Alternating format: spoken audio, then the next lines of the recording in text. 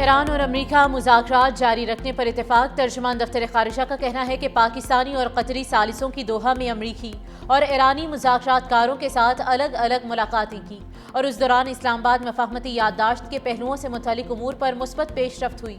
دفتر خارجہ کے مطابق اگلی ملاقات سابق ایرانی سپریم لیڈر آیت اللہ خامنائی کی تدفین کے رسومات کے بعد جلد از جلد طے کی جائیں گی۔ وزیر اعظم ایران اور ترکی کے دورے پر کل روانہ ہوں گے۔ شہباز شریف آیت اللہ خامنائی کی نماز جنازہ میں شرکت کریں گے۔ ترجمان نے کہا کہ بھارت سندھ طاس معاہدہ یک طرفہ طور پر معطل نہیں کر سکتا۔ پاکستانی شہریوں کا تحفظ اولین ترجیح ہے، کوئی سمجھوتہ نہیں کریں گے۔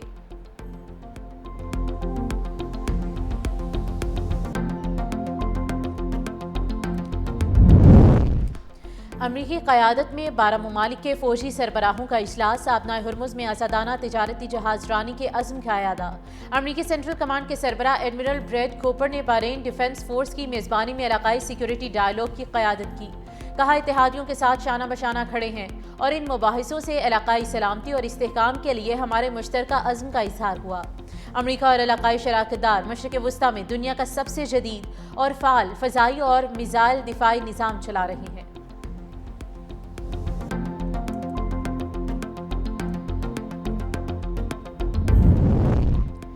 آبنائے ہرمز امریکہ اور ایران کے درمیان مذاکرات کا مرکز۔ دوحہ مذاکرات میں دونوں ممالک نے آبنائے ہرمز جوہری معاہدے اور باہمی مفاہمت پر تبادلہ خیال کیا۔ امریکہ نے آبنائے ہرمز پر ٹول فیس عائد نہ کرنے کی صورت میں ایران کو بڑے معاشی فوائد کی پیشکش کر دی۔ امریکی ویب سائٹ ایکزیوس کا دعویٰ۔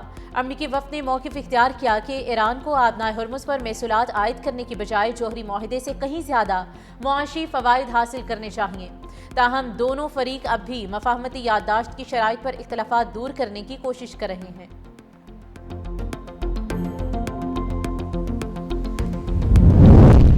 آبنائے ہرمز امریکی سینٹرل کمانڈ نہیں، ایران کے کنٹرول میں ہے۔ نائب وزیر خارجہ کا کہنا ہے کہ بحرین میں ہونے والا کوئی بھی فوجی اجلاس خلیج فارس کے لیے نہ تو قانونی نظام قائم کر سکتا ہے اور نہ ہی سیکیورٹی کا ضامن بن سکتا ہے۔ کاظم غریب آبادی نے سماجی رابطے کی ویب سائٹ ایکس پر جاری اپنے بیان میں کہا کہ آبنائے ہرمز ایران کے اختیار میں ہے۔ بحرین کا فوجی اجلاس خلیج فارس کے لیے قانونی نظام اور سیکیورٹی کا متبادل نہیں بن سکتا۔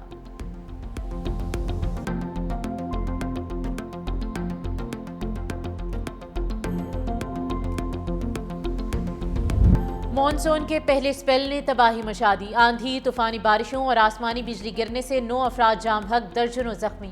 خیبر سے بلوچستان تک طوفانی بارشوں سے متعدد حادثات۔ یوب میں طوفانی بارش سے مکان کی چھت گر گئی، خاتون اور 2 بچے جاں بحق، 3 افراد شدید زخمی۔ اٹک میں گھر کی دیوار گرنے سے 2 بھائی جاں بحق، 3 بچے زخمی۔ باڑہ زکخیل میں آسمانی بجلی گرنے سے 2 بچے جاں بحق، 3 افراد زخمی۔ بنیر میں آسمانی بجلی گرنے سے 24 سالہ نوجوان چل بسا۔ خوشاب میں بھی آسمانی بجلی گری، شہری جاں بحق۔ اپر دیر میں لڑکیوں کے مدرسے پر آسمانی بجلی گری، 15 طالبات جھلس گئیں۔ ایبٹ آباد میں کار نالے میں جا گری، 3 افراد زخمی۔ طوفانی بارشوں سے ندی نالے اور جھیلیں بپھر گئیں، بالائی علاقوں میں سیلابی صورتحال۔ لوئر چترال میں کلاؤڈ برسٹ سے فلیش فلڈنگ، 27 مکانات متاثر، 2 مساجد، 2 دکانیں اور ایک پل کو نقصان پہنچا۔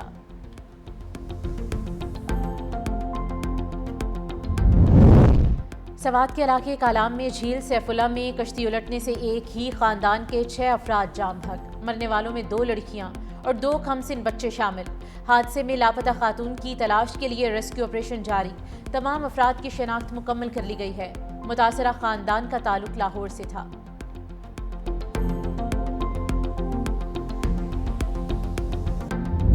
گلیشیائی جھیلیں پھٹنے سے سیلاب کا الرٹ جاری۔ این ڈی ایم اے نے بالائی علاقوں میں اچانک سیلاب سے ریلیں چلنے اور لینڈ سلائیڈنگ کا خدشہ ظاہر کر دیا۔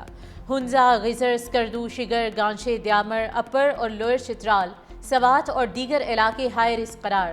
پشاور، مردان، بنوں، لکھی مروت، ڈیرہ اسماعیل خان، مانسہرہ، ایبٹ آباد، بٹگرام سمیت دیگر علاقوں میں سیلاب کا خطرہ۔ ندی نالوں، دریاؤں کے بہاؤ میں اچانک اضافہ متوقع۔ اسلام آباد، راولپنڈی، لاہور، فیصل آباد، سیالکوٹ، گجرات میں طوفانی بارشوں سے نشیبی علاقوں میں سیلابی صورتحال متوقع۔ یوب، بارکھان، سبی، کوہلو، لورالائی میں بھی سیلاب کا خدشہ۔ این ڈی ایم اے نے سیاحوں کو غیر ضروری سفر سے گریز کی ہدایت کر دی۔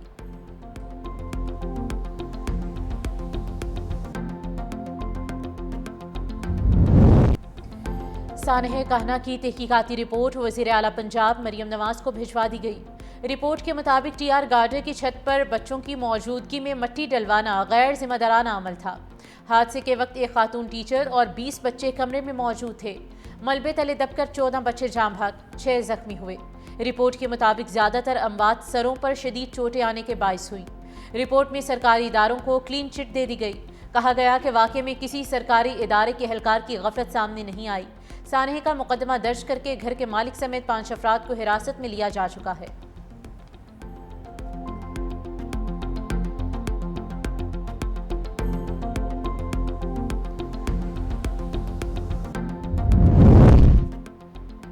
لاہور کے علاقے باغبان پورہ میں زیر تعمیر عمارت کی چھت گر گئی، ایک بچہ جام بحق، 4 افراد زخمی۔ اسکول کی تیسری منزل کی چھت گری۔ ابتدائی معلومات کے مطابق عمارت میں سمر کیمپ لگایا گیا تھا۔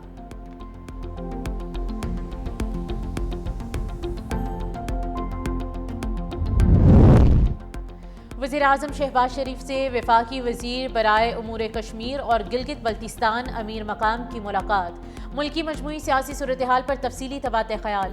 شہباز شریف کی عوامی مسائل کے حل کو اولین ترجیح دینے کی ہدایت۔ کہا کشمیر اور گلگت بلتستان کی ترقی، خوشحالی اور عوامی فلاح کے لیے تمام وسائل بروئے کار لائے جائیں گے۔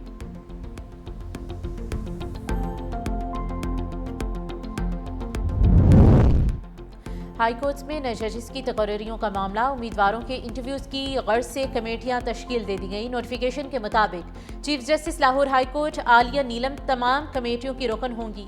جسٹس سید حسن اظہر رضوی کو لاہور اور اسلام آباد ہائی کورٹ کی انٹرویو کمیٹیوں کا چیئرمین اور جسٹس عامر فاروق کو سندھ اور بلوچستان ہائی کورٹ کی انٹرویو کمیٹیوں کا چیئرمین مقرر کر دیا گیا ہے۔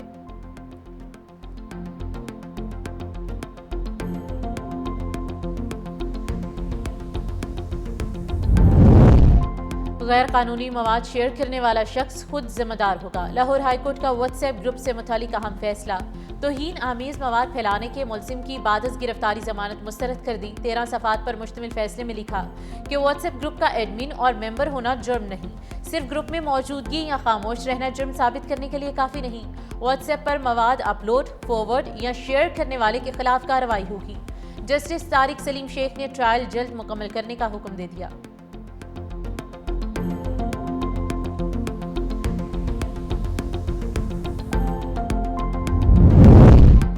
وزیر اعلیٰ پنجاب مریم نواز سے ازبیکستان کی ریاست کراکلی پاکستان کے وفد کی ملاقات، سیاحت، تجارت، زراعت، لائیو سٹاک اور صنعتی تعاون کو مزید فروغ دینے پر اتفاق۔ مریم نواز نے کہا کہ پنجاب حکومت غیر ملکی سرمایہ کاروں کے لیے بہترین مواقع فراہم کر رہی ہے۔ وفد نے مریم نواز کو ازبیکستان اور کراکلی پاکستان کے دورے کی دعوت بھی دی۔